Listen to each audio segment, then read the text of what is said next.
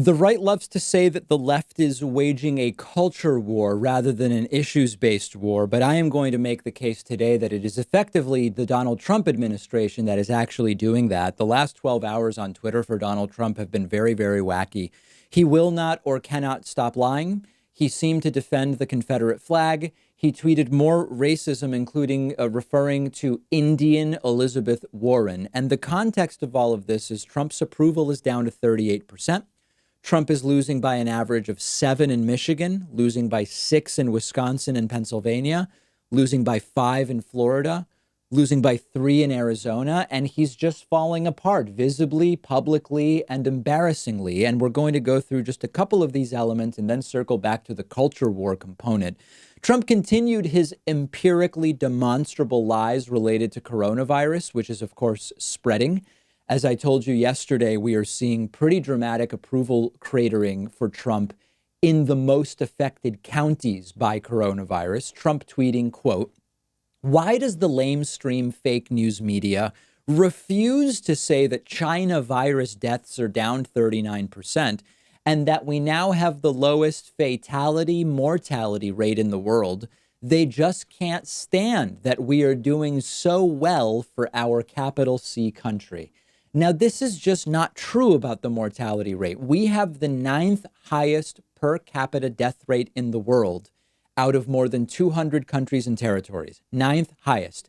If you don't include tiny countries like San Marino and Andorra, the U.S. has the 7th highest per capita death rate in the world. So Trump is lying. Now, in terms of the decrease in deaths, I'm glad we've seen a trending down in deaths. There's a bunch of possibilities still on the table. The deaths haven't happened because of a lag time. They would start this week, presumably. We already saw yesterday Texas tie their record high for single day deaths.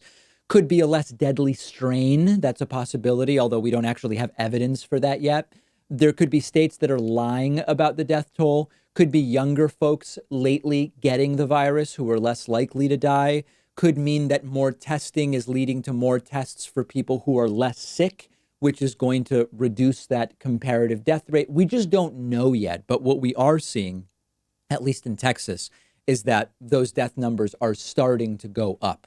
Then Trump moved on to talking about Elizabeth Warren. Donald Trump, of course, focusing lately on statues and sports team names, tweeting, quote, "They name teams out of strength, not weakness, but now the Washington Redskins and Cleveland Indians, two fabled sports franchises, look like they are going to be changing their names in order to be politically correct. Indians, like Elizabeth Warren, must be very angry right now." I'm not even going to insult your intelligence by doing an analysis of that one. I think you all get the wackiness of that one. And then on to the Confederate flag, tweeting, quote, "Has Bubba Wallace apologized to all of those great NASCAR drivers and officials who came to his aid, stood by his side and were willing to sacrifice everything for him, only to find out that the whole thing was just another hoax?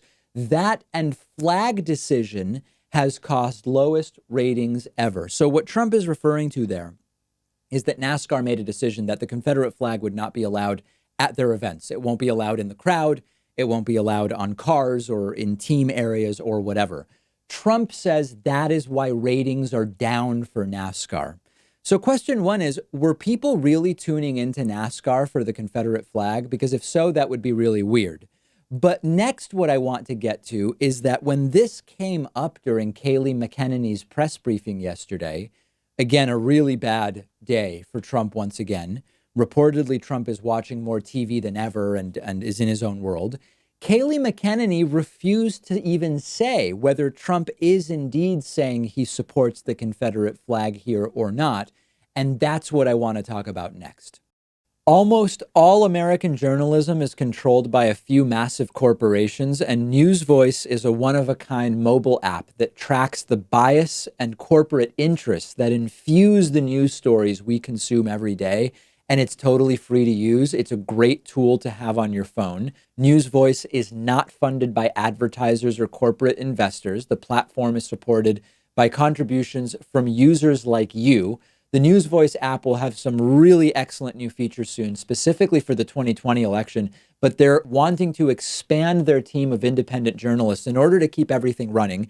They're offering special rewards to anyone who wants to give to their new Kickstarter campaign, which can be found at newsvoice.com/kick. Giving a contribution will come with rewards like insider access to group chats with News Voice staff members, as well as access to a variety of special features. Go see what News Voice is all about.